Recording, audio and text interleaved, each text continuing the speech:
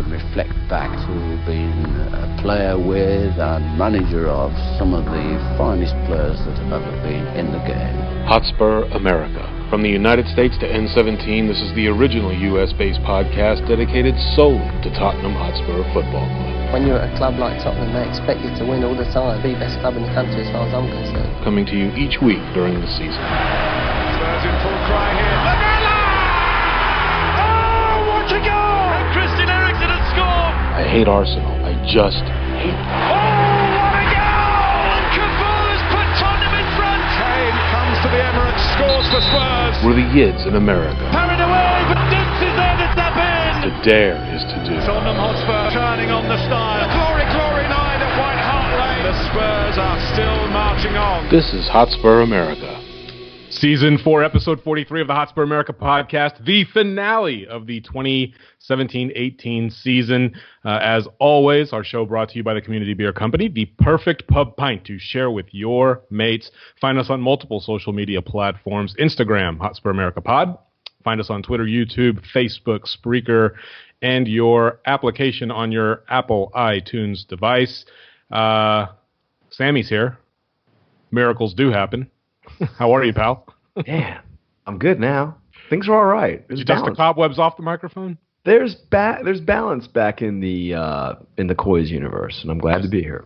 Good. There wasn't for the first 75 minutes of that match. No. Well, look, I mean, we're not going to talk. Well, we are going to talk about how we achieved the balance, but there's the end result is balance, I guess. And as you hear, Simon's also here. How are you, pal? I'm good. Happy to have Pod when we're winning 0-well back on.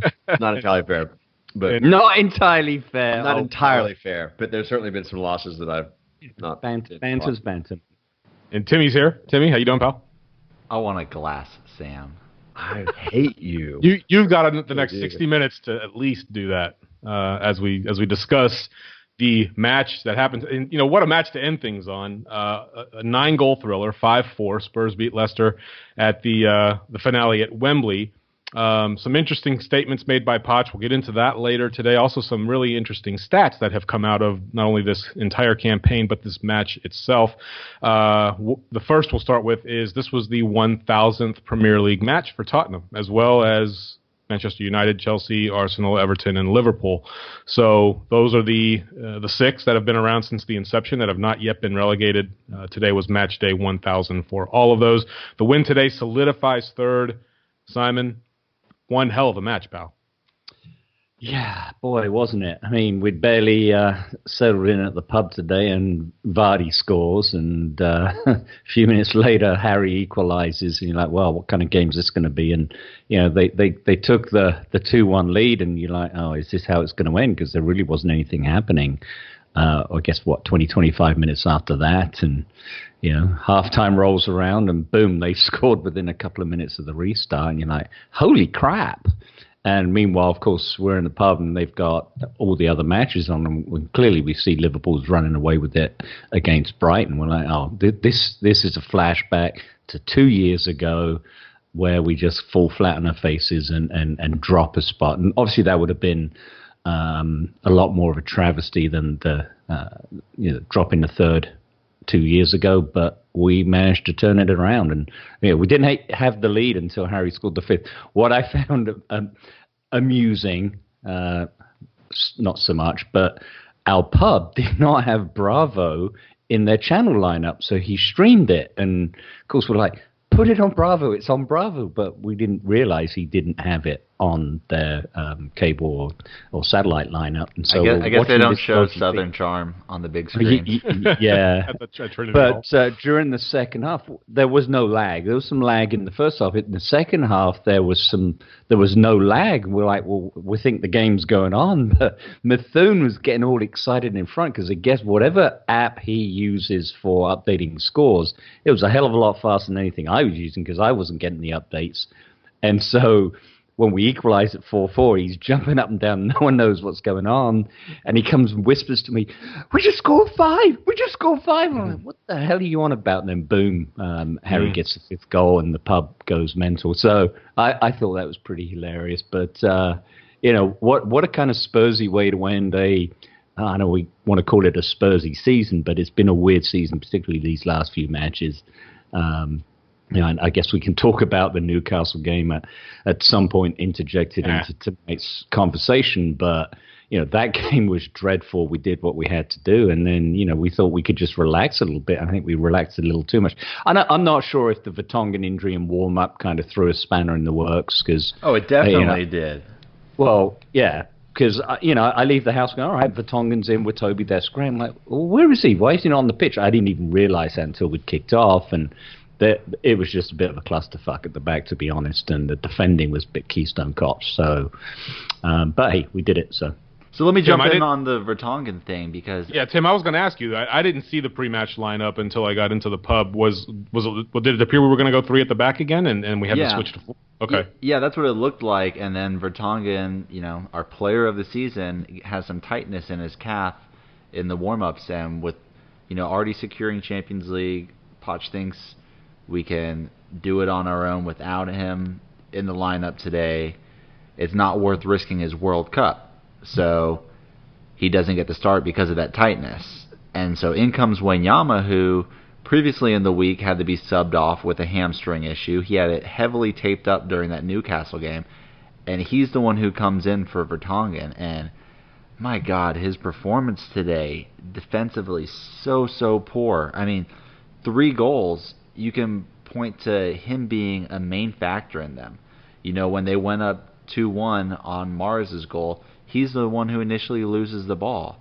And then when Iheanacho puts in that screamer, he easily just holds off Wanyama to give himself that space. And then the 4th one, he's the one with Vardy and just doesn't track him. And so, I mean, all 3 of those goals right there, you can point to Wanyama being a major factor in them. And he originally wasn't going to be in the lineup. You could tell that he was off pace, that injury was hampering him some. But my God, we pulled it out. But I think it was huge missing Vertonghen. You could tell the defense was just all over the place. No chemistry back there. But thank God we got that W. Sam, I thought one of the really highlighted players in this match is probably the one with the least amount of spotlight on him, and Kyle Walker-Peters. I thought he played outstanding today. Yeah, played really well. Looked confident.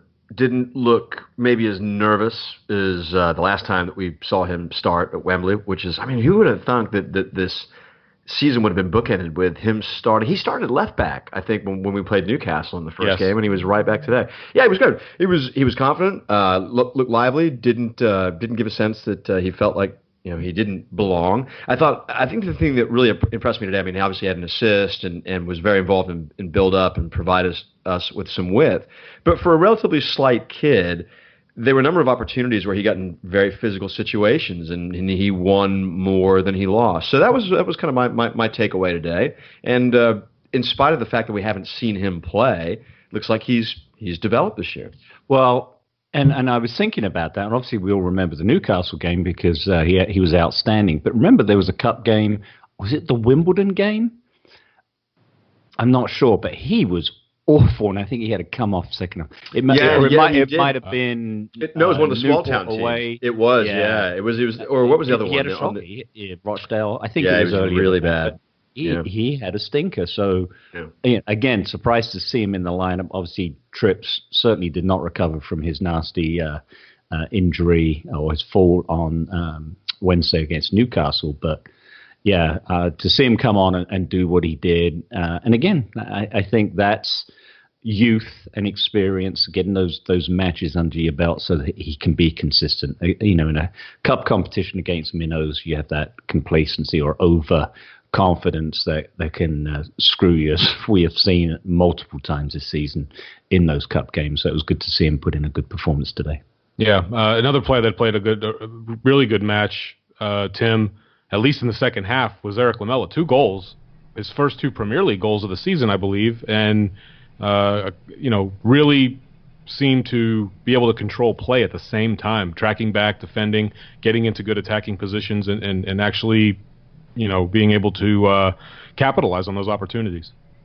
Yeah, he had a great game. I mean, I know I think it was last pod, I was a bit hard on him because you talked about that quote about needing to finish the season and fight, and I didn't think he deserved the start because he was just so poor in that West Brom. Was it West Brom that we were talking about it? Yeah. He was so poor in that West Brom game, but my God, man, he played with some fire today. You know, that... Who, Lamela? Yes. You really thought? I thought Lamela in the attack. First half he was quiet, and second half he had quite a half. I thought it was two night and day performances. I thought when he came on against Newcastle, he actually added a little bit of grit and steel that we needed. That certainly wasn't apparent in the West Brom game. So my thing with him is just the determination he was showing. You know, we talked about it, what was it, 2 seasons ago when we had that horrible performance to close out against Newcastle. And one of the only players who showed some fight on the final day was Lamela. And, you know, once again comes in the final day. And, I mean, you could say he was instrumental in turning this game around and getting us the win. That goal in the 49th minute, you know, right after we went down on the Iheanacho goal to be 3-1 down, I mean, it was a great team play, but Lamela started it and he finished it. He's the one that started off that play, pushed it over the Harry. He continues making his run. He was just looking for everything in the final third of the pitch, and it was great to see that from him. And then, you know, he puts in that second one, which is counted as an own goal. You know me, Sammy. We'll take the jammiest goals possible. Yeah, absolutely. It was going wide. It was going wide for sure. I'll take it, though. Absolutely. So here's an interesting stat for you, fellas. After the usual suspects, Kane, Son, Eriksson, and Ali, own goals is the 5th highest scorer for us this season. 1 goal more than Fernando Llorente. Fantastic. Nice. How sad is that? I like him the most, the bigger the match. Some other statistical analysis and whatnot that came out of this, and Simon sent me these. I don't know what social media platform he grabbed these off of, but the Beeb. There you go. So the 5-4 scoreline today was the most goals scored in a competitive match at Wembley since Chelsea beat Man City by the same exact scoreline in the 1986 Full Members Cup final. Yeah, long time. Yeah, I was a junior in high school. Go figure. This is Leicester's first loss after being 2 goals up since 2003 when they lost 4-3 to Wolves. Harry Kane has scored more goals, 13, in all competitions versus Leicester than any other opponent. Yet we've had a really pretty poor record against them. Yeah.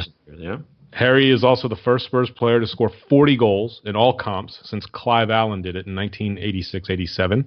Harry also reached the 30-goal mark in the Premier League, the first Englishman to do so since the 1999-2000 season when Kevin Phillips also netted 30. Since his debut, this is a Jamie Vardy stat, he has more goals, 26 versus the Big Six, than any other player. Aguero is second with 20. So the 2 goals against us today, it is no different than when he plays other teams. And, of course, the season a couple of years ago, he obviously bagged a shit ton then.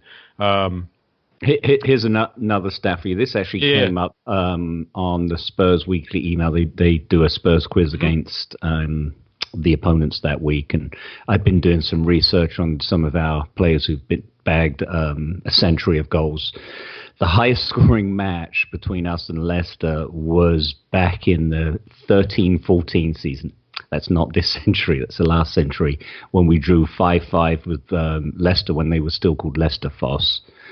January the 10th, Walden, Minter, Cantrell, and Bert Bliss scored that day. So we almost equaled that. Oh, Bert Bliss. Bert Bliss. He's right there with Glenn Hoddle on 104 career goals.